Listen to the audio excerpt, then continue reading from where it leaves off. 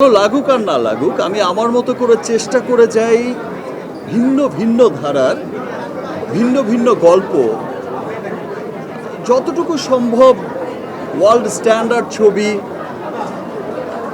আপনাদের সবার সামনে প্রেজেন্ট করতে।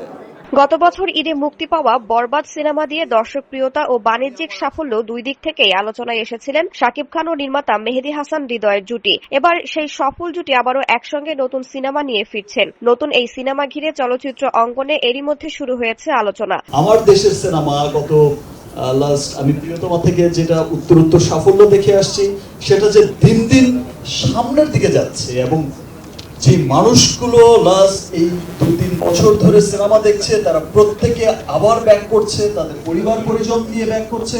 তবে সবকিছুকে ছাপিয়ে সামাজিক যোগাযোগ মাধ্যমে সবচেয়ে বেশি চর্চায় রয়েছে কে হচ্ছেন শাকিবের নায়িকা। তবে সামাজিক যোগাযোগ মাধ্যমে কেউ কেউ তুলছেন একটি নাম, সাবিলা নূর। প্রশ্ন উঠেছে শাকিব খানের নতুন সিনেমায় নায়িকা হিসেবে কি তিনি থাকছেন। এর আগে শাকিবের সঙ্গে তাণ্ডব ও রকস্টার সিনেমায় কাজ করেছেন সাবিলা, ফলে নতুন সিনেমাতেও তাদের জুটি হতে পারে এমন আলোচনা চলছে। তবে বিষয়টি এখনো নিশ্চিত নয়। এবার বিষয়টি একদম পরিষ্কার করে দিলেন সিনেমাটির প্রযোজক শাহরিন আক্তার সুমি।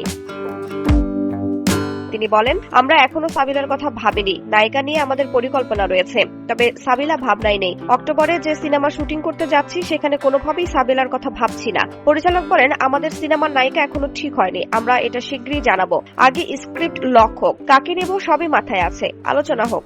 এদিকে ছবিটির নাম এখনো চূড়ান্ত হয়নি, তবে সামাজিক যোগাযোগ মাধ্যমে নিঃস্ব বা হায়েনা এরকম নাম শোনা যাচ্ছে। হৃদয় বলেন, নাম সময় হলেই জানাবো।